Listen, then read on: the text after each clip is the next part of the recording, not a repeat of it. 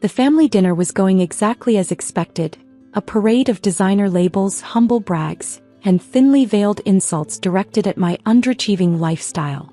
My sister Amanda's new iPhone 15 Pro Max held center stage as she documented every moment for her social media followers. "Look at Sarah still using that ancient model," she smirked, zooming her camera in on my deliberately basic phone. "What is that, 3 years old?" My brother Michael chimed in, waving his own latest flagship device. "Must be hard maintaining those expensive phone payments on a basic tech support salary. If they only knew that their precious phones were connecting through networks I owned." The name SJ Communications on their service provider's documentation clearly hadn't rung any bells.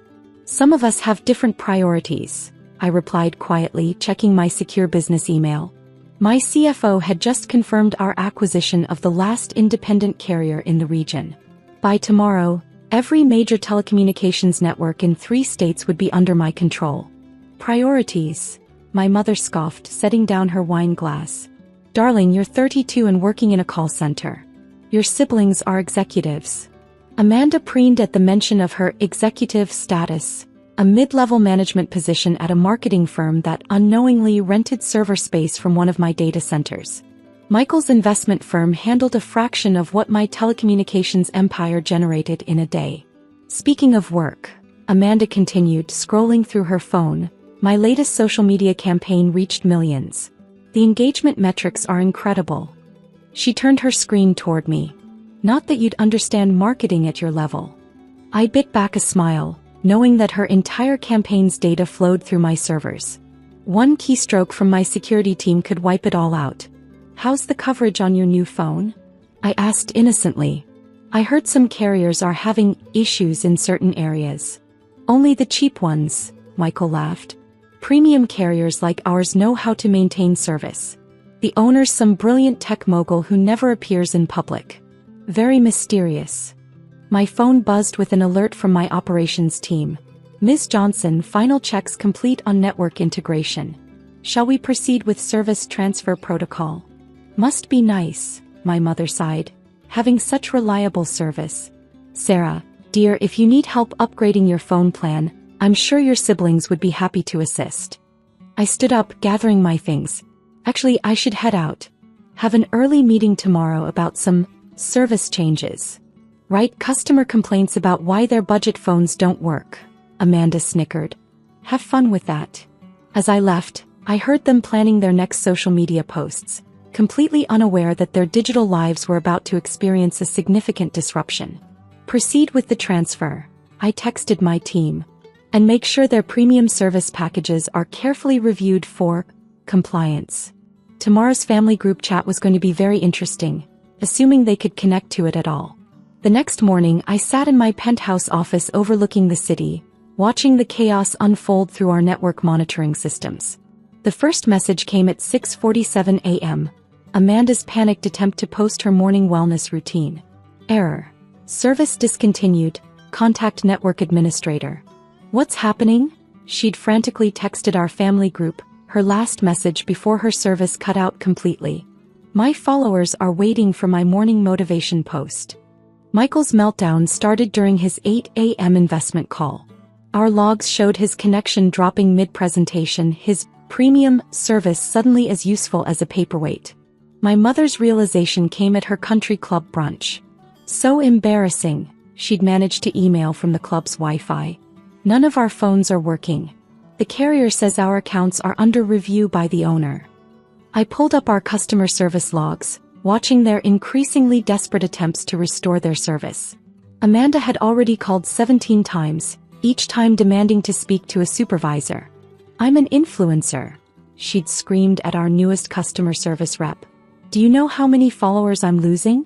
"I apologize, Ms. Johnson," the rep replied, following my specific script. "But according to our records, your account has been flagged for review by SJ Communications owner. Would you like to schedule a meeting to discuss your service options?" Michael tried throwing his weight around through his investment firm. "Listen," he'd blustered to our corporate services department, "I manage millions in telecommunications investments. Connect me to your CEO immediately." "Of course, sir," our VP of Corporate Relations responded smoothly. The owner has an opening at 2 p.m. today. The meeting will be at SJ Communications headquarters. My mother, ever the social navigator, tried a different approach. She called our premium client services line. There must be some mistake. The Johnsons are a very prominent family. Perhaps we could speak with someone who understands our status. The owner specifically requested to handle the Johnson family accounts personally, came the reply. Your meeting is scheduled for 2 p.m. I checked my private elevator's security feed at 1:45 p.m. They'd all arrived early, of course. Amanda clutching her dead phone like a lifeline, Michael attempting to look important while staring helplessly at his blank screen, and my mother trying to maintain her composure despite being disconnected from her social circles for the first time in years. The owner will see you now, my assistant announced, leading them into my private conference room. They froze in the doorway as I turned my chair to face them, their expressions shifting from entitled demands to shocked recognition. Welcome to SJ Communications, I smiled, gesturing to the chairs. Shall we discuss your service issues? The look on their faces made every condescending comment about my basic tech support job worth it. This has to be a joke, Amanda stammered, her influencer poise crumbling as she stared at the wall of telecommunications awards behind my desk, all bearing my name.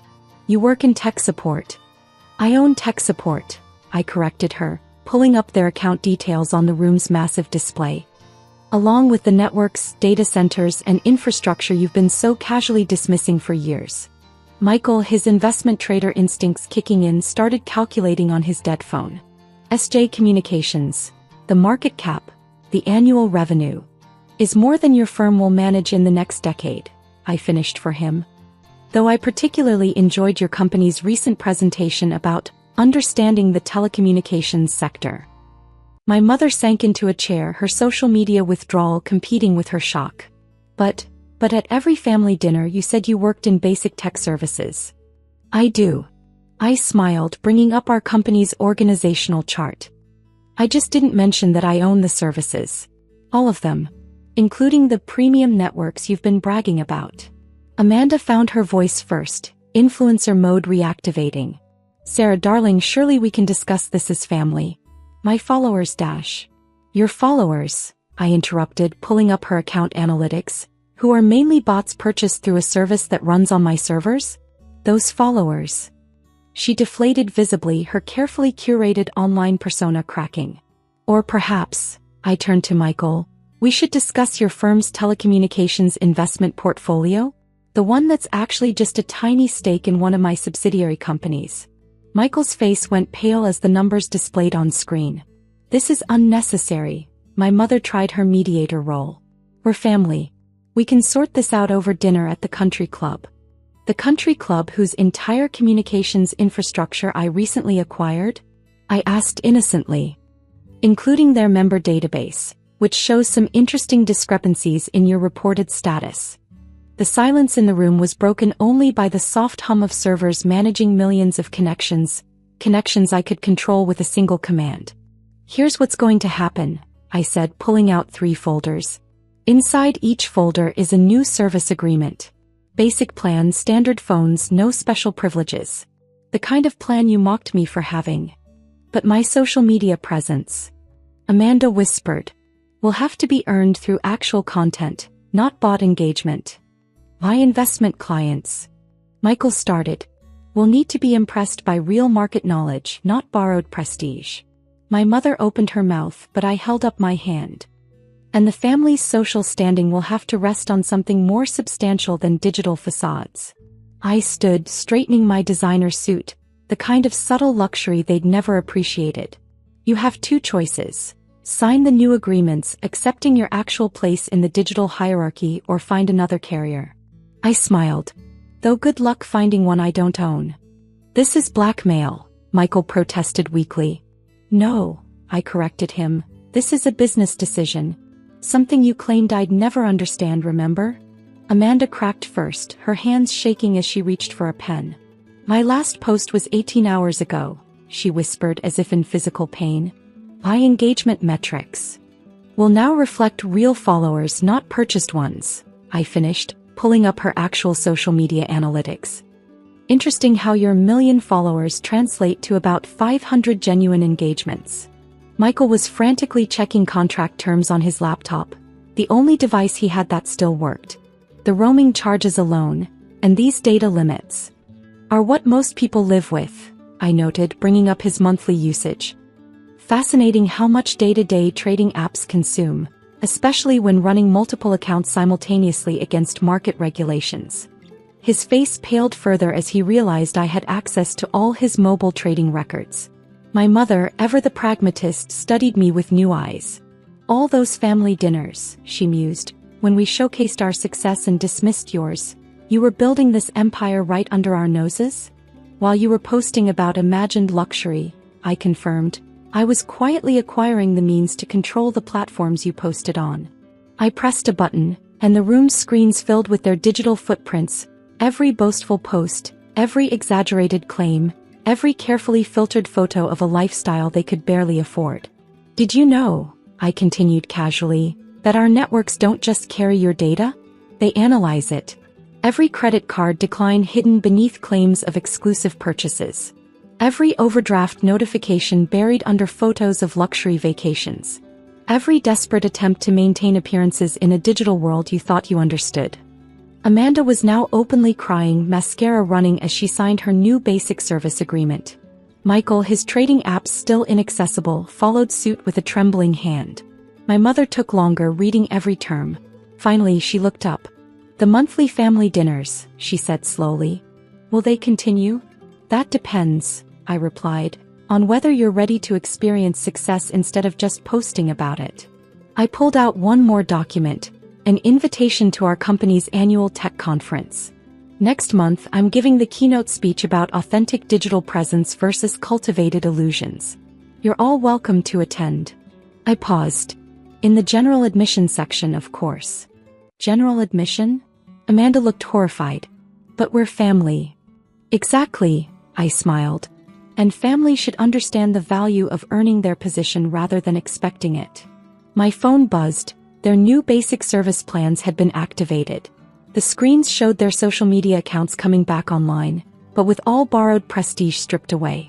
No more verified badges, no more artificial engagement, no more digital smoke and mirrors. Welcome to reality, I said, standing to end the meeting. I hear it has excellent coverage. As they left, clutching their new basic phones and shattered pretenses, my assistant brought in the latest acquisition reports. 3 more regional carriers, ripe for integration into my growing empire. Should we send them invitations to the shareholders' meeting? She asked. No, I replied, watching them wait for their Uber, their private car services having been tied to the now-cancelled premium plans. Let them learn about success from the ground up, one genuine connection at a time.